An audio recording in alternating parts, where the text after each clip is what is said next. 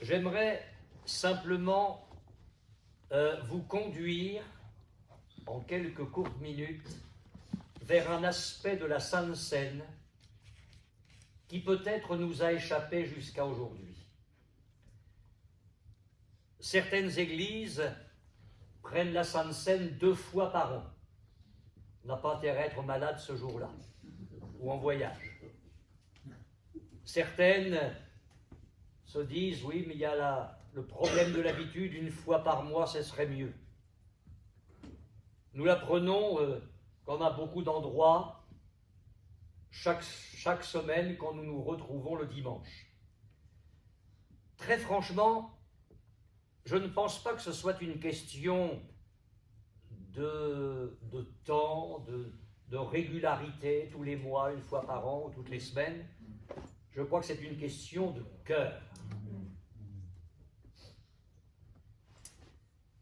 Quand un garçon devient fou amoureux d'une fille, quand une fille devient folle amoureuse d'un garçon, s'ils se voient tous les jours, ça ne pose pas un problème. Non, vous n'avez pas quelques réminiscences? Maintenant, si après 40 ans de mariage, vous n'êtes pas plus heureux ou autant heureux de voir votre femme le matin que quand vous étiez follement amoureux, posez-vous des questions sur votre amour. Est-ce que c'est l'habitude? Qu'est-ce qui se passe? L'habitude ne devrait pas rogner les sentiments.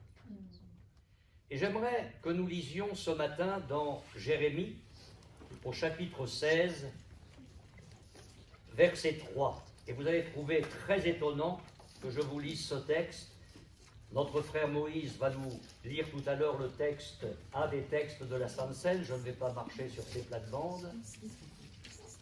Mais je voudrais lire avec vous dans Jérémie au chapitre 16, verset 3.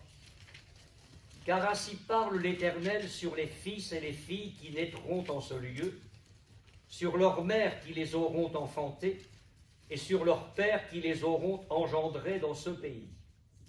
Ils mourront consumés par la maladie, on ne leur donnera ni larmes ni sépulture, ils seront comme du fumier sur la terre, ils périront par l'épée et par la famine, et leurs cadavres serviront de pâture aux oiseaux du ciel et aux bêtes de la terre.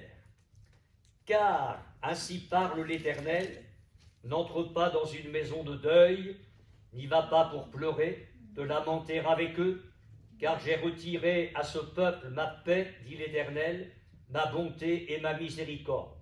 Grands et petits mourront dans ce pays, on ne leur donnera point de sépulture, on ne les pleurera point, on ne se fera point d'incision, on ne se rasera pas pour eux, et on ne rompra pas le pain dans le deuil pour consoler quelqu'un au sujet d'un mort, et l'on n'offrira pas la coupe de consolation pour un père ou pour une mère.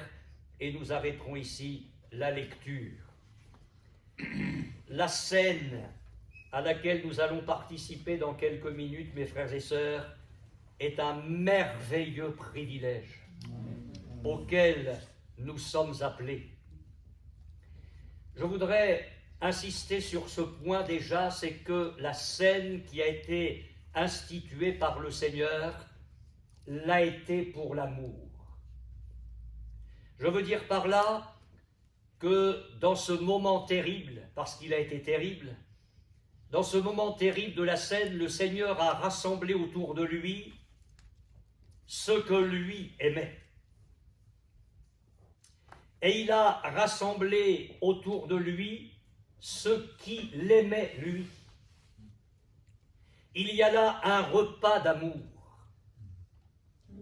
Jésus rompt le pain et boit la coupe. Et il veut dire par là que son amour a été au point extrême. Il n'y a pas de plus grand amour que de donner sa vie pour ses amis. Et eux, ils vont manger le pain, symbole du corps de Jésus, et ils vont boire le vin, symbole de son sang. Ils reçoivent l'amour. Ils reçoivent l'amour. Ils le reçoivent comme le don divin, comme leur salut, comme leur espérance éternelle. Un seul va partir, Judas. Et ceux qui sont là dans l'amour restent. Si tu aimes le Seigneur, tu restes. Hein. Si tu t'en vas, on a vraiment des questions à se poser. La Sainte Seine, c'est un repas d'amour, c'est pas le moment où on sort de la salle. C'est le moment où on prend conscience que Jésus est là, comme celui qui nous aime vraiment. Pourquoi avoir lu ce texte? Voudriez-vous revenir au verset 7? On ne rompra pas le pain dans le deuil pour consoler quelqu'un au sujet d'un mort, et l'on n'offrira pas la coupe de consolation pour un père ou pour une mère. Les Juifs avaient donc coutume de rompre le pain et de boire une coupe en mémoire des êtres chers décédés. Et si Dieu le demande de ne pas le faire là, c'était que c'était un temps de jugement, un temps terrible, et où ces choses-là même ne se feraient pas. Mais c'était une coutume de le faire. Alors oui, dans le moment de la scène, Jésus, en plein milieu de la Sainte Seine, va établir la nouvelle alliance, poussant de côté l'ancienne. Il prend le mémorial d'une alliance qui va être créée par la croix. Mais je pense qu'il y a aussi ce côté-là, c'est qu'il y a un repas, ancienne coutume chez les Hébreux, un repas funèbre,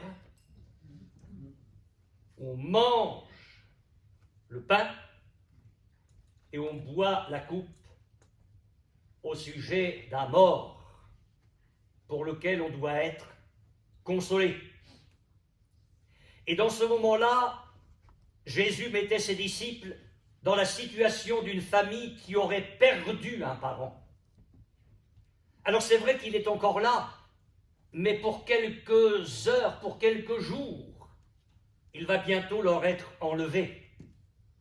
D'ailleurs, il l'a dit assez tôt dans son ministère, les jours viendront où l'époux leur sera enlevé. Et alors ils jeûneront. Alors je me pose la question, parce qu'en lisant ce texte et en le méditant, je me suis remis en question pour le temps de la Sainte Seine. Quand nous l'apprenons et quand nous l'apprendrons à l'avenir, posons-nous cette question, est-ce que je sens l'absence du Seigneur? Vous allez dire, écoutez, vous passez derrière Emmanuel, vous dites tout le contraire là. Il était avec eux tous les jours, il travaillait avec eux. Mais je vais bien me faire comprendre. Sentons-nous l'absence du Seigneur? Est-ce que nous allons aimer à le lui dire? Je vais aller plus loin. La Sainte Seine devrait être le témoignage à tous que Jésus nous manque. Amen.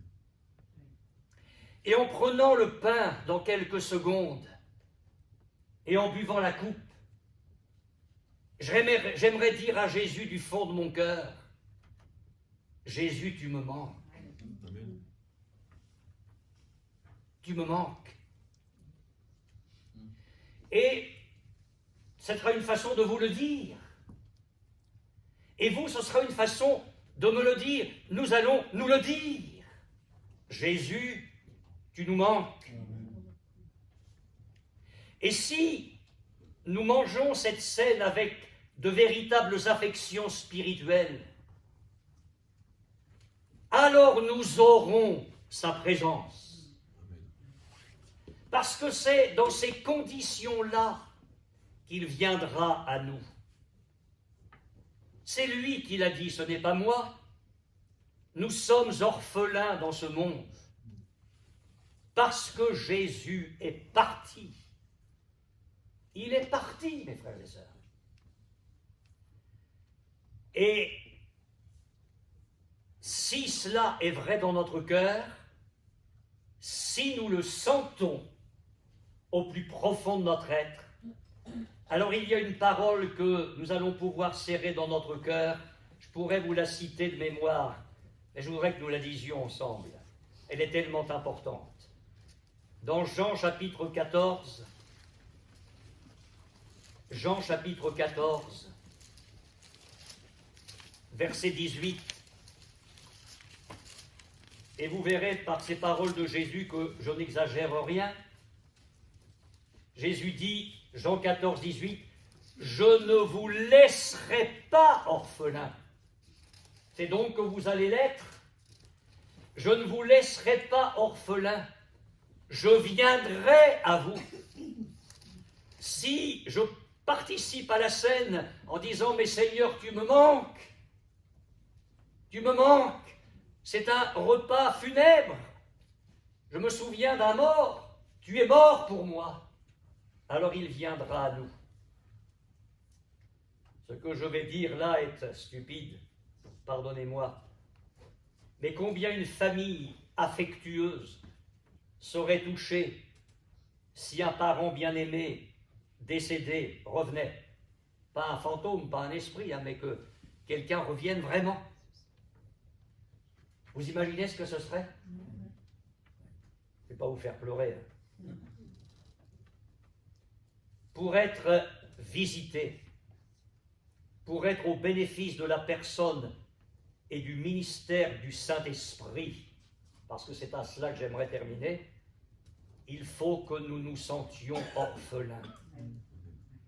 Parce que quand il a dit « je viendrai », il a parlé d'un alter ego, d'un autre consolateur qui viendrait de sa part et qui est le Saint-Esprit. Et la scène en est l'indication. Elle signifie que celui que nous aimons est mort. Celui que nous aimons est mort. Et la Sainte Seine est le témoignage de cela, c'est le symbole du corps et du sang de Jésus sur la croix. Alors je vous l'accorde, et ce n'est pas rien, il est ressuscité. Amen. Alléluia. Amen. Il est ressuscité. C'est vrai. Mais ce qui est vrai aussi, c'est qu'il n'est pas là. Que vous le vouliez ou non, il est au ciel, à la droite de Dieu. Alors, comment pallier à ce manque? Je vais dire au Seigneur ce matin, tu me manques, tu me manques. Et ce repas est un repas funèbre, je viens te dire, tu me manques. Alors, si Jésus voit l'amour dans nos cœurs, il va nous dire, je viens. Amen. Et on va lire dans Jean, puisque vous avez encore certainement ce chapitre à votre disposition là ouvert, on va lire Jean 14, verset 15. Si vous m'aimez, il est donc bien question d'amour, gardez mes commandements, et moi je prierai le Père, et il vous donnera un autre consolateur, afin qu'il demeure éternellement avec vous. Jésus dit, je viendrai à vous, je vous manque, alors je vais venir. Amen. Et je vais venir avec le Saint-Esprit. L'Esprit de vérité, que le monde ne peut recevoir parce qu'il ne le voit point et ne le connaît point, mais vous, vous le connaissez, car il demeure avec vous et il sera en vous. Et je relis le verset 18, je ne vous laisserai pas orphelins, je viendrai à vous. Que le Seigneur nous remplisse du Saint-Esprit. Pas seulement ce matin, pas à chaque fois que nous prendrons la Sainte Seine ensemble, mais chez nous, que nous vivions dans la puissance du Saint-Esprit. C'est la seule façon de pallier à l'absence du Seigneur. Seigneur, tu me manques ce matin, je veux te le dire avec amour, tu me manques. Alors remplis-moi du Saint-Esprit, puisque c'est de cette façon-là que tu viens à moi, que tu vas venir au milieu de ton peuple, que tu vas venir au milieu de notre Église. Seigneur, remplis-nous du Saint-Esprit. Je suis sûr que si vous n'oubliez pas cela, vous ne prendrez jamais plus la Sainte Seine autrement. Seigneur, tu me manques, je t'aime et je sais que tu m'aimes. S'il te plaît, donne-moi de vivre cette communication du Saint-Esprit. Amen. Amen.